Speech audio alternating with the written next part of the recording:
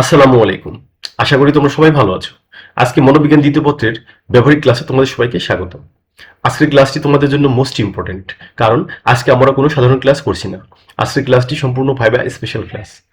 আমাদের আজকের অভিক্ষার নাম হচ্ছে বোয়েমের মৌলিক ধারণা অভিক্ষা বা Boehm test of basic concepts. ব্যবহারিক পরীক্ষায় ল্যাব খাতা জমার পাশাপাশি এক্সটার্নাল শিক্ষকরা ভাইভাতে এই টপিক থেকে ঠিক কি কি ধরনের প্রশ্ন করতে পারে, কিভাবে আত্মবিশ্বাসের সাথে উত্তর দিতে হবে, বিভিন্ন বই থেকে কোন কোন পয়েন্টে পড়তে হবে, তার সবকিছু আজকের ক্লাসে আমি ওয়ান বাই ওয়ান আলোচনা করব। পরীক্ষায় ভাইবার ফুল মার্কস নিশ্চিত করতে আজকের ক্লাসটি শুরু থেকে শেষ পর্যন্ত খুব মনোযোগ দিয়ে দেখো। আর ক্লাসটি শুরু করার আগেই আমাদের চ্যানেলটি এখনই সাবস্ক্রাইব করে নাও, যাতে পরবর্তীতে প্র্যাকটিক্যালের ভাইবা ক্লাসগুলো তোমরা সবার আগে পেয়ে যাও। চলো শুরু করা যাক। এইচএসসি মনোবিজ্ঞান দ্বিতীয় পত্র ব্যবহারিক ভাইবা প্রশ্ন ও উত্তর। অভিক্ষার নাম বোয়েমের মৌলিক ধারণা অভিক্ষা বা Boehm test of basic concepts. প্রশ্ন নম্বর 1, বোয়েমের মৌলিক ধারণা অভিক্ষা এটি কি ধরনের অভিক্ষা? উত্তর, এটি একটি প্রমিত এবং বুদ্ধিবৃত্তিক দলগত বা একক অভিক্ষা। এটি মূলত শিশুদের বুনিয়াদী বা আপেক্ষিক ধারণা পরিমাপের জন্য ব্যবহৃত হয়। প্রশ্ন নম্বর 2, এই অভিক্ষার মূল প্রবক্তা বা আবিষ্কারক কে এবং এটি কত সালে প্রকাশিত হয়? উত্তর, এই অভিক্ষার মূল প্রবক্তা হলেন কলম্বিয়া বিশ্ববিদ্যালয়ের অধ্যাপক ডক্টর এন.ই. বোয়েম। এটি প্রথম 1969 সালে প্রকাশিত হয়। প্রশ্ন নম্বর 3, এই অভিক্ষার মাধ্যমে শিশুদের কোন কোন মৌলিক ধারণা পরিমাপ করা হয়? উত্তর, এই অভিক্ষার মাধ্যমে শিশুদের প্রধানত 4টি ক্ষেত্রের মৌলিক ধারণা পরিমাপ করা হয়। 1 নম্বর, স্থান বা অবস্থান সংক্রান্ত ধারণা স্পেস।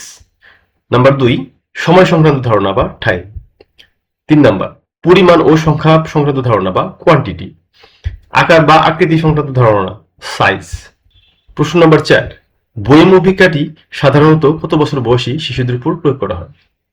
উত্তর, এটি মূলত প্রাক প্রাথমিক থেকে প্রাথমিক স্তরের অর্থাৎ সাধারণত 4 থেকে 7 বা 8 বছর বয়সী শিশুদের উপর প্রয়োগ করা হয়, যেমন নার্সারি, কেজি ও প্রথম দ্বিতীয় শ্রেণীর শিক্ষার্থী।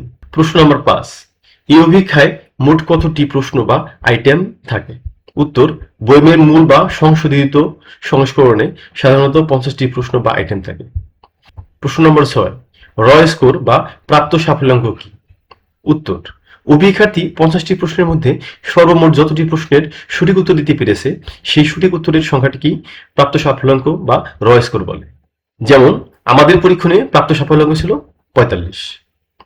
প্রশ্ন নম্বর 7, শতাংশ মান বা পার্সেন্টাইল র্যাঙ্ক বলতে কি বোঝায়? উত্তর, শতাংশ মান হলো এমন একটি সূচক যা নির্দেশ করে অভিক্ষার্থীর স্কোর সমবয়সী অন্যান্য শিশুদের তুলনায় ঠিক কোন অবস্থানে আছে। যেমন শতাংশ মান 90% হওয়ার অর্থ হলো শিশুটির বুনিয়াদী জ্ঞান সমবয়সী 90% শিশুর চেয়ে উন্নত বা সমান। প্রশ্ন নম্বর 8, এই অভিক্ষাটি পরিচালনার সময় রেপোর্ট বা সুসম্পর্ক তৈরি করা কেন জরুরি? উত্তর, যেহেতু এটি শিশুদের উপর প্রয়োগ করা হয় তাই শিশুরা যেন নতুন পরিবেশ বা পরীক্ষককে ভয় না পায় বা নার্ভাস না হয়, সেজন্য গল্প বা মজার ছলে তাদের সাথে সুসম্পর্ক বা র্যাপো তৈরি করতে হয়। এটি না করলে ফলাফল ভুল আসতে পারে। প্রশ্ন নম্বর 9, এই পরীক্ষণে আমরা কোন সহায়ক গ্রন্থ বা রেফারেন্স ব্যবহার করেছি? উত্তর, আমরা কুমার যোগেন্দ্র মন্ডল স্যারের মনোবিজ্ঞান দ্বিতীয় পত্র একাদশ দ্বাদশ শ্রেণী বইটি সহায়ক গ্রন্থ হিসেবে ব্যবহার করেছি। বা তোমরা যদি অন্য কোনো বইয়ের থেকে রেফারেন্স নিয়ে প্র্যাকটিক্যালটা করে থাকো, অবশ্যই সেই বইয়ের নামটাই বলবা, আর বইয়ের যে লেখক বা যে বইটা লিখছে তার নামটা বলবা। প্রশ্ন নম্বর 10, এই অভিক্ষার একটি বাস্তব বা ব্যবহারিক প্রয়োগ বলো। উত্তর, বিদ্যালয়ে ভর্তির সময় শিশুদের মেধা যাচাই করতে তাদের বিশেষ কোনো শিখন ঘাটতি বা লার্নিং ডিসেবিলিটি আছে কিনা তা শনাক্ত করতে এবং শিশুদের উপযোগী শিক্ষা পরিকল্পনা তৈরি করতে এই অভিক্ষাটি ব্যবহার করা হয়। তো শিক্ষার্থীরা, আজকের ক্লাসের মাধ্যমে আমরা বইমের মৌলিক ধারণা অভিক্ষা থেকে ভাই আসতে পারে এমন 10টি মোস্ট ইম্পর্টেন্ট প্রশ্ন ও উত্তর নিয়ে বিস্তারিত আলোচনা করলাম। আমরা জানলাম কিভাবে স্তর, আর্থসামাজিক অবস্থা, প্রাপ্ত সাফল্যাঙ্ক এবং শতাংশ মান থেকে ট্রিকি প্রশ্ন করা হতে পারে এবং কিভাবে বিভিন্ন বইয়ের রেফারেন্স দিয়ে সঠিক উত্তরটি দিতে হবে। আশা করি আজকের ক্লাসের পর এই টপিকের ভাইবা নিয়ে তোমাদের মনের সব ভয় দূর হয়ে গেছে। তোমাদের যদি কোনো প্রশ্ন বা কনফিউশন থাকে তবে ঝটপট কমেন্টে বক্সে লিখে জানাও। আর এই গুরুত্বপূর্ণ ভাইবার ক্লাসটি অবশ্যই তোমাদের বন্ধুদের সাথে শেয়ার করো, যেন তারা পরীক্ষায় ভালো করতে পারে। মনোবিজ্ঞানের পরবর্তী প্র্যাকটিক্যালের ভাইবা স্পেশাল ক্লাস সবার আগে দেখতে আমাদের চ্যানেলটি এখনই সাবস্ক্রাইব করে রাখো এবং পাশে থাকা বেল আইকনটি প্রেস করে দাও। আগামী ক্লাসে আবার দেখা হবে।